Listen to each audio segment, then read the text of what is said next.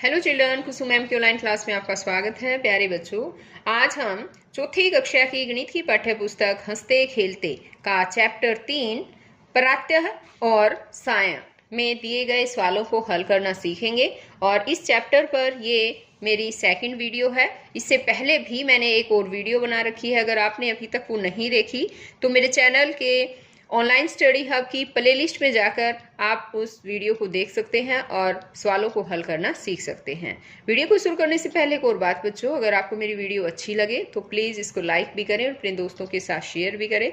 और अगर आप अभी तक मेरे चैनल का हिस्सा नहीं बने हैं तो मेरे चैनल ऑनलाइन स्टडी हब को सब्सक्राइब भी करें और साथ में दिए बेल आइकन को जरूर प्रेस करें। तो देखिए, आज हम शुरुआत करते हैं यहाँ से। आओ बर्थडे चार्ट बनाएं। ये हमारा पेज नंबर 34 है, यानी कि 34 पेज नंबर से शुरुआत कर रहे हैं। आप अपना और अपने सभी दोस्तों के जन्मदिन वर्ष सहित एक चार्ट पेपर पर लिखें। देखो कि किसका जन्मदिन 30 दिन वाले महीने में आता है, किसका 31 दिन वाले महीने में और किसका 28 या 29 दिन वाले महीने में आता है। तो इस तरह से बच्चों आपको एक चार्ट बनाना है।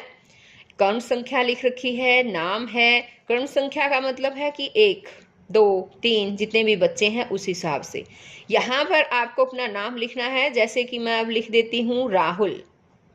जन्म तिथि लिखनी है उसकी, जैसे कि अब मैं यहाँ पर जन्म तिथि लिख रही हूँ उसकी, जैसे कि है 7 अक्टूबर 2003, ऐसे लिख दिया मैंने।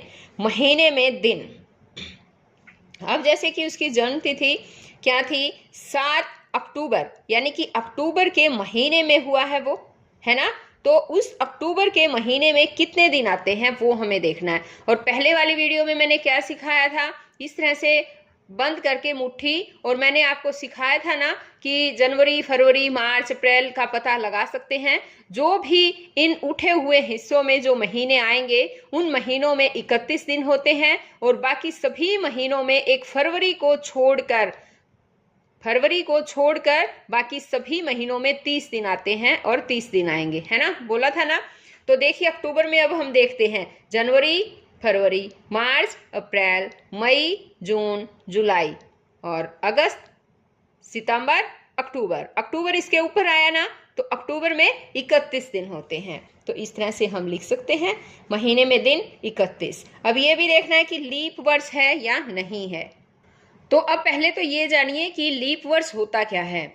लीप वर्ष यानी कि कोई भी वर्ष हो बच्चों और उसको हम 4 से भाग देकर देख सकते हैं। अगर वो पूरा भाग चला जाता है तो वो वर्ष लीप वर्ष का होता है और हर 4 साल बाद लीप वर्ष आता है। अब जैसे कि कोई भी साल, ईयर ले लीजिए। अब जैसे कि मैंने ले रखा है 2003, तो 2003 को अगर हम 4 से भाग करके देखें, ठीक है, करके देखो एक बार। 4 से इसको अगर हम भाग करें, 4 पंजे 20, 0 न जाने की 0 ऊपर से उतारा 3, 4 फिर भी नहीं जा रहा, है ना। तो यानी कि 3 शेष बच गया इसमें, है ना। इसलिए ये लीप वर्ष नहीं है। तो हम यहाँ लिखेंगे ये क्या, ये लीप वर्ष है, तो हम लिखेंगे नहीं। अब आगे देखिए, कीटू ने देखा क्रिकेट मैच। कीटू को यह मालूम है कि 1 अगस्त को शनिवार था, उसे 25 अगस्त को क्रिकेट मैच देखना है। अब वह जानना चाहती है कि 25 अगस्त को कौन सा दिन या वार होगा, परंतु उसके पास यह देखने के लिए कैलेंडर तो है नहीं। वह उंगलियों पर रविवार, सोमवार बोलना गिनना शुरू ही करती है कि उसकी दोस्त मोनी आ गई। अब मोनी ने बताया एक तरीका। तो देखो बच्चों, यहाँ एक और भी तरीका है क्या जानने का, कौन से दिन और वार जानने का, कि उस तारीख को क्या दिन है क्या वार है। इसका एक तरीका है।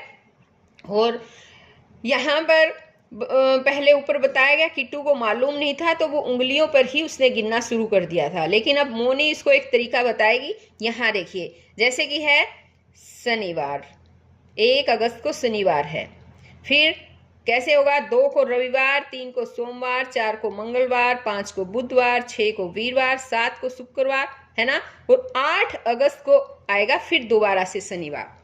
तो इस तरह से हमें ये गिनने की बजाय हम क्या कर सकते हैं, एक जो भी तारीख है यानी 1 अगस्त को शनिवार है, तो अगला शनिवार कब आएगा, 7 दिनों के बाद, यानी हम 1 के अंदर 7 जोड़ देंगे, 1 में 7 जोड़ देंगे, यानी 8 अगस्त को अगला शनिवार आएगा।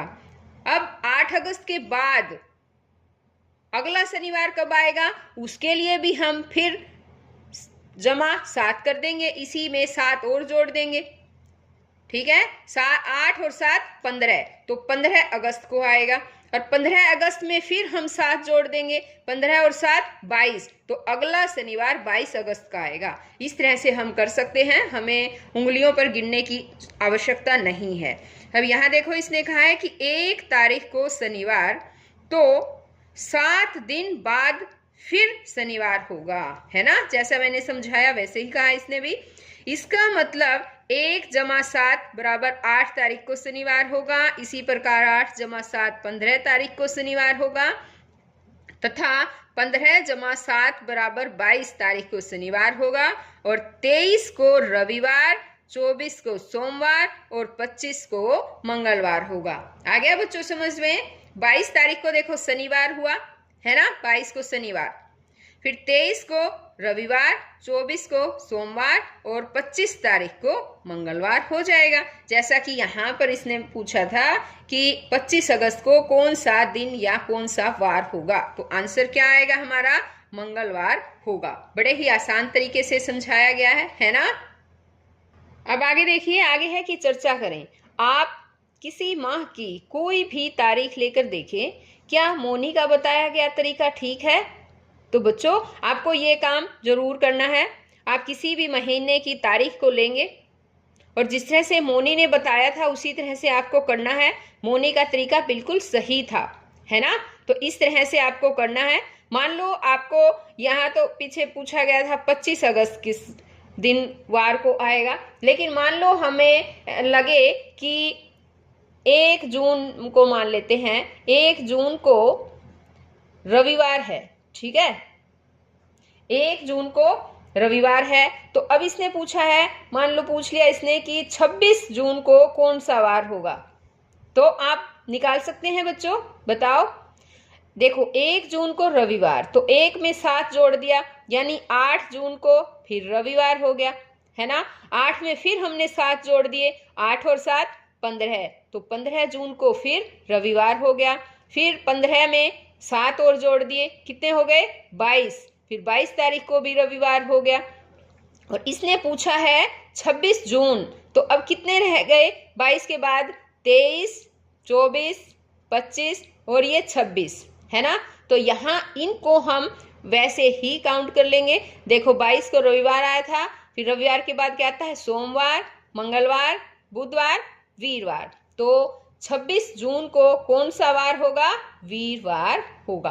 तो ये काम आप बच्चों जरूर कोई भी तारीख ले लेना, महीने की कोई भी तारीख, और आप इसको आसानी से पता कर पाएंगे। और ये तरीका बहुत ही बढ़िया तरीका है, इसमें टाइम भी कम लगता है। तो देखिए आगे है कि इन्हें भी करें। 1 नवंबर 2013 को शुक्रवार था, उस वर्ष बाल दिवस किस वार को मनाया गया था। 1 नवंबर 2013 को शुक्रवार था और उस वर्ष बाल दिवस किस वार को मनाया जाएगा। तो बाल दिवस पहले हमें देखना पड़ेगा कि बाल दिवस कब मनाया जाता है। हाँ बताओ बच्चों, कब आता है बाल दिवस। हाँ 14 नवंबर को आता है। बाल दिवस कब आता है, 14 नवंबर। तो 1 नवंबर को शुक्रवार है ना, तो अगला शुक्रवार कितनी तारीख को आएगा, 1 में 7 जोड़ देंगे हम, 8 नवंबर। 8 नवंबर को क्या आएगा, शुक्रवार, ठीक है। अब 8 में 7 और जोड़ दो, 8 और 7 15 बनेंगे, है ना।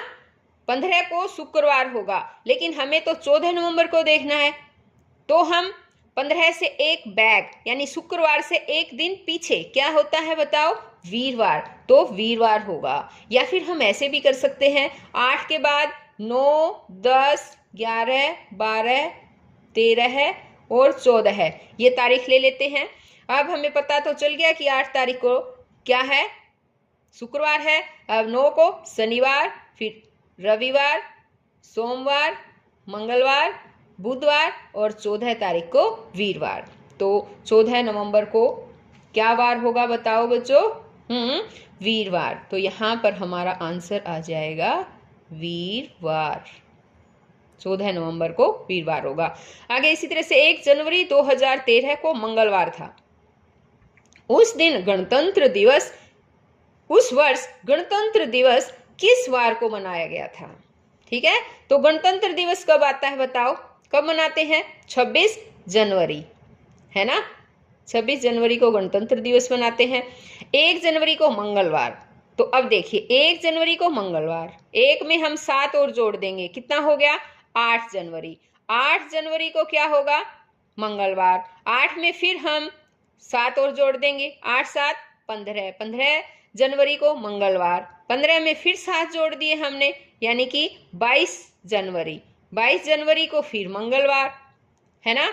अब हमें 26 जनवरी का पता करना है, तो 22 के बाद 23, 24, 25 और ये 26 तारीख, है ना? तो यहाँ 22 जनवरी को मंगलवार था, तो 23 को कितना हो जाएगा? बुधवार। 24 को वीरवार, 25 को शुक्रवार और 26 को क्या वार होगा बताओ फिर? शाबाश बोलो, शनिवार होगा, है ना? तो हमारा यहाँ आंसर क्या आएगा? शनिवार। ये सब आपको यहाँ लिखना नहीं है बच्चों, आपकी बुक में आपको नहीं लिखना, वो मैंने आपको समझाने के लिए यहाँ पर लिख दिया है। आप अपनी कॉपी में भी इस तरह से सोल्व कर सकते हैं सवालों को। अब आगे देखिए, आगे है आओ चक्र को पूरा करें। प्रत्येक मास के ऊपर दिए गए स्थान पर दिनों की संख्या लिखें। अब यहाँ पर देखो बच्चों, ये एक चक्र दे रखा है ना? और यहाँ इसने कहा है कि प्रत्येक मास, देखो महीने दे रखे हैं, है ना? उन स्थानों पर दिनों की संख्या लिखें कि कितने कितने दिन होते हैं उस महीने में। तो ये चक्र हमें पूरा करना है। तो देखिए, सबसे पहले पहला महीना कौन सा होता है ये ध्यान रखना आपको। पहला महीना है जनवरी, और जनवरी में कितने दिन होते हैं? हाँ, 31 दिन होते हैं। और कैसे पता लगाएंगे हम? वही फार्मूला, मुट्ठी वाला फार्मूला लगा लीजिए। कितने दिन हुए? 31 दिन। अब बारी आती है फरवरी की। तो बस थोड़ी सी दिक्कत जो है बच्चों वो आती है फरवरी में, लेकिन वो भी मुश्किल नहीं है कुछ भी, बहुत आसान है। बस हमें उस साल का पता होना चाहिए, क्योंकि फरवरी एक ऐसा महीना है जिसमें या तो 28 दिन आते हैं या आते हैं 29 दिन। और 29 दिन तो 4 साल बाद आते हैं, हर बार 29 दिन नहीं होते हैं, हर 4 साल के बाद 29 दिन फरवरी में आएंगे, हर 4 साल के बाद एक साल में, ठीक है ना? और बाकी सभी सालों में 28 दिन ही फरवरी के आते हैं। तो इसके लिए हमें क्या करना पड़ेगा? सबसे पहले हमें वर्ष का पता लगाना पड़ेगा। अब जैसे कि वर्ष है, यहाँ पर मैं लिख दूं 2020। अब मैंने वर्ष लिख दिया 2020। अब कैसे पता लगाएं कि इसमें महीने में फरवरी में 28 दिन है या 29 दिन है? कैसे पता लगाएंगे? पता है? हमें ये देखना पड़ेगा कि ये साल लीप का वर्ष है या नहीं है। तो इसके लिए क्या करते हैं, लीप वर्ष जानने के लिए जो ईयर होता है उसको हम 4 से भाग दे देते हैं।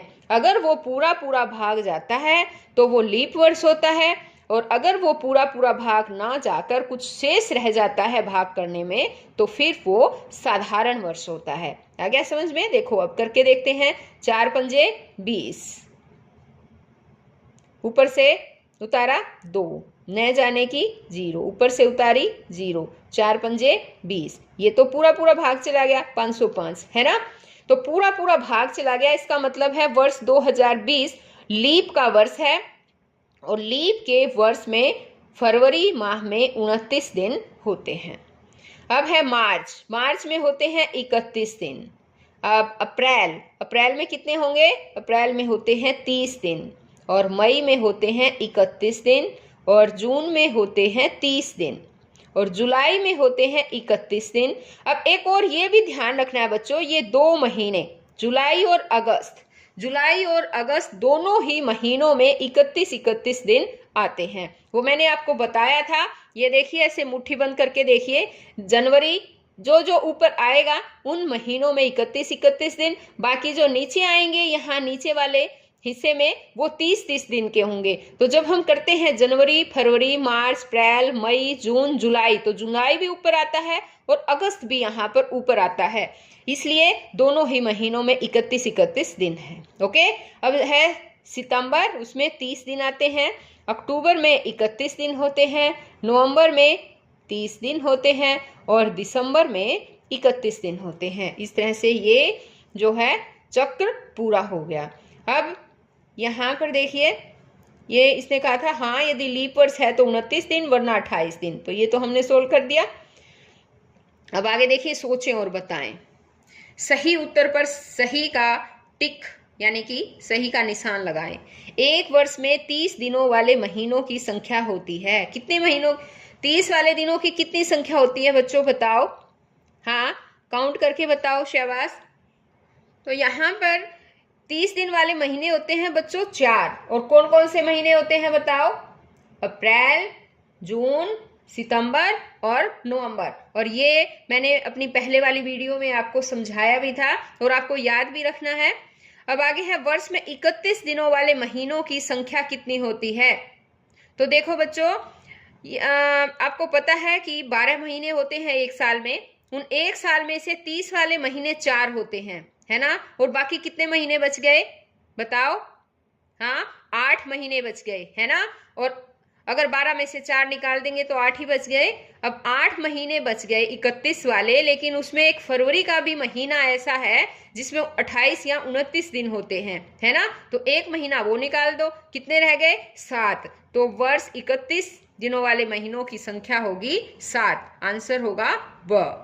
अब है, लीप वर्ष में कितने दिन होते हैं? लीप वर्ष और एक होता है साधारण वर्ष। बच्चों, साधारण वर्ष में 365 दिन होते हैं, लेकिन लीप वर्ष में फरवरी के महीने में एक ज्यादा दिन होता है, तो इसलिए लीप वर्ष में दिन होंगे 366। आगे है, वर्ष में कितने सप्ताह होते हैं? तो देखिए, यहाँ पर ऑप्शन दे रखे हैं 45, 48, 52 या 50। तो इसका आसान सा तरीका है, एक वर्ष में कितने दिन होते हैं? 365, और इसने सप्ताह पूछा है कितने होंगे, तो 7 से हम इसको डिवाइड कर देंगे, भाग कर देंगे। 7 पंजे 35, 6 में से 5 गया 1, ये 15, 7 दूनी 14 है, 1 हासिल।